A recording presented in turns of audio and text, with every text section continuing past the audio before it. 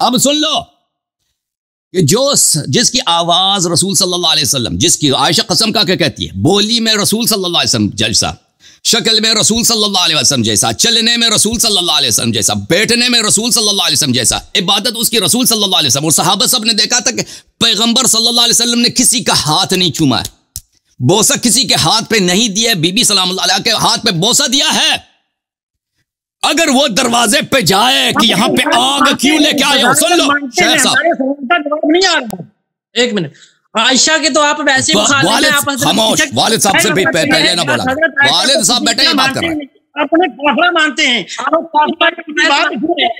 عائشہ کا نام بھی نہ لیں، عائشہ کے جناب دروازے کو جب تک وہی حضرت فاطمہ کیوں گئی تھی؟ اب سن، عائشہ سے اب سن لو، سن لو ان کی موجودگی میں کیوں گئی؟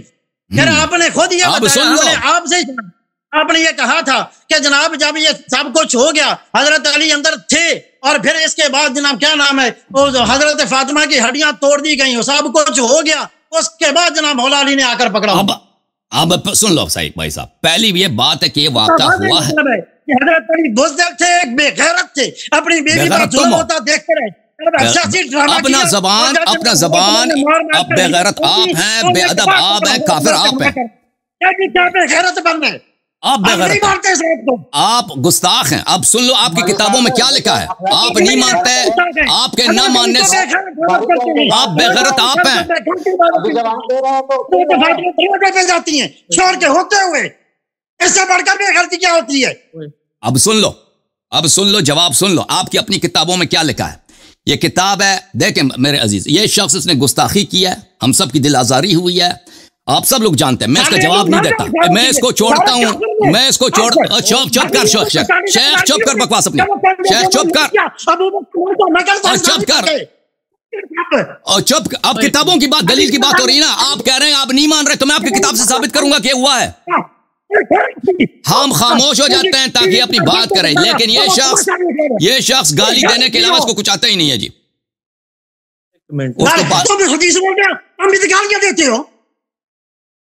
اچھا سن لو میرے محترم ناظرین، یہاں پر اس نے اپنے ابو جان کو پیچھے دھکیل دیا، ان کے ابو کو داڑھی تو لمبی ہے لیکن معاویہ کی بھی داڑھی لمبی ہے، ابو سفیان کی بھی داڑھی لمبی تھی، ابو جہل کی بھی داڑھی لمبی تھی، اللہ لعنت کرے ایسے سفید داڑھیوں پر جن کے دل میں سوائے بغض اہل بیت علیہ السلام کچھ بھی نہیں ہے۔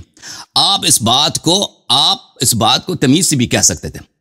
اب کیا یہ واقعہ ہوا ہے یا نہیں ہوا ہے، آپ کی اپنی کتابوں سے، یہ کتاب ہے الاحادیث المختارہ لضیاء المقدسی، میں کئی مصادر سے ثابت کروں گا کہ ان لوگوں نے حملہ کیا ہے گر زہرا سلام اللہ علیہ پر، تم ان کو بولو کہ جنہوں نے حملہ کیا ہے وہ کافر ہیں، وہ بے غیرت ہیں، ٹھیک ہے نا۔ بی بی سلام اللہ علیہ اگر دروازے پہ آئی ہے، نہ شرعن نہ عرفن کوئی حرام نہیں ہے، جو شبیہ ہے رسول صلی اللہ علیہ وآلہ وسلم ہے، اس لیے کہ ہم جنگ نہیں کرنا چاہتے، تم یہاں سے واپس چلے جاؤ، بہتر یہی ہے کہ وہ دروازے پہ آ جائیں تاکہ حجت تمام ہو، تاکہ اس گھر پہ حملہ نہ ہو۔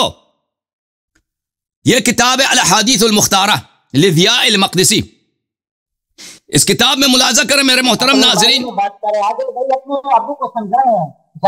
یہ شخص گالی دے رہا ہے بھائی، یہ شخص گالی دے رہا ہے، ابھی میری باری ہے، میں انہوں نے کہا کہ اس بات کو نہیں مان رہے نا، ان کی گالی ہم نے کیا سننا ہے، ٹھیک ہے نا، یہ جب تمیز سے بات کریں گے تو ان کی بات سنیں گے، لیکن پہلے جی صاحب شیخ صاحب وہ سن لیں، اس کے بعد آپ، میں عادل بھائی سے کہہ رہا ہوں ایک ابو کو تھوڑا کول کرے، مناظرہ کرنا یا جھگڑا کرنا، جھگڑے کرنے کے لیے تیار ادھر نہیں بیٹھے میں نا۔ دوسری بات یہ ہے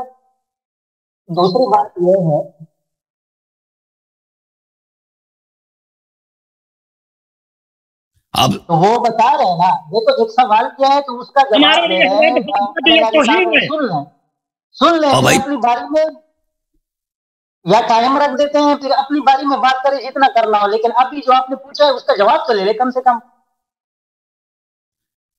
میرے محترم ناظرین، کتاب ہے الاحادیث المختارہ، الاحادیث المختارہ لضیاء المقدسی، اس کتاب میں میرے محترم ناظرین یہ جزء اول ہے اس کتاب کی، 2001 میں کتاب چھپی ہے دار خضر میں، یہ عبد الرحمن ابن عوف کی حدیث ہے ابو بکر سے، یہ حدیث نقل کرتا ہے، حدیث میں ابو بکر مرتے وقت کہتا ہے، صفحہ نمبر 89 میں ابو بکر خود کہتا ہے وَأَمَّا الثَّلَاثُ اللَّاتِي وَدِدْتُ أَنِّي لَمْ أَفْعَلْهُنَّ، تین چیزیں یہ ہیں کہ اے کاش میں ان کو انجام نہ دیتا، فَوَدِدْتُ أَنِّي لَمْ أَكُنْ كَشَفْتُ بَيْتَ فاطمہ، اے کاش میں فاطمہ سلام اللہ علیہا کے بیت اقدس کو، ان کے دروازے کو، ان کے گھر کو بے پردہ نہ کرتا.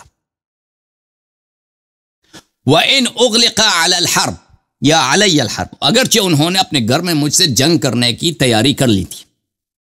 ٹھیک ہے نا؟ تو پتہ یہ چلا. اور اس حدیث کو نقل کرنے کے بعد خود ضیاء مقدسی کہتے ہیں ھذا حدیث حسن عن ابی بکر، یہ حدیث حسن ہے. ٹھیک ہے نا؟ اور آپ کے اکابر ذہبی، بہت ابن حجر عسقلانی، بہت ساروں نے تصریح کی ہے کہ اس کتاب کی ساری احادیث صحیح ہیں، ضیاء مقدسہ کی الاحادیث المختارہ. تو یہ پہلی بات ہے کہ انہوں نے خود اعتراف کیا مرتے وقت. بھائی صاحب کیا کہنا چاہتے ہو؟ کیا کہہ رہے ہو؟ والد صاحب کے ہوتے ہو تم کیوں کہہ رہے ہو، بات کر رہے ہو؟ کیا کہہ رہا ہو بھائی؟ یہ ایسی کوئی مطلب نہیں ہے، یہ تاریخ میں نبی پاک علیہ السلام نے فرمایا جو بندہ دیکھ کے خاموش رہے وہ گونگا شیطان ہے. اچھا، جب حضرت ابو بکر کی 3 سال خلافت رہی تو علی چپ کیوں رہے؟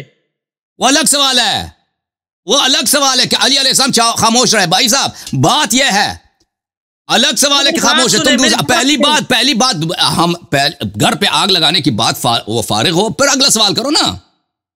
اب تم دوسرا سوال لے کے کیوں خاموش رہے؟ پہلی بات یہ ہے کہ تم کہتے ہیں گھر پہ حملہ نہیں ہوا، یہ شیعوں کا جھوٹ ہے، شیعوں کا جھوٹ ہے. ٹھیک ہے نا؟ یہ شیعوں کا جھوٹ ہے، نہیں، آپ کو اپنی کتاب میں لکھی ہے. سمجھ آ رہی ہے عادل صاحب؟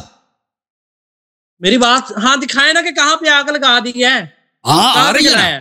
ابھی سن لو، ابھی پہلی بات تو یہ ہے کہ ابو بکر کا اعتراف آیا کہ انہوں نے، حضرت ابو بکر نے خود کہا کہ کاش میں بی بی سلام اللہ کے گھر کو، یہ اس کے مرتے وقت کی ندامت ہے، میں ان کے گھر کو بے پردہ نہ کرتا.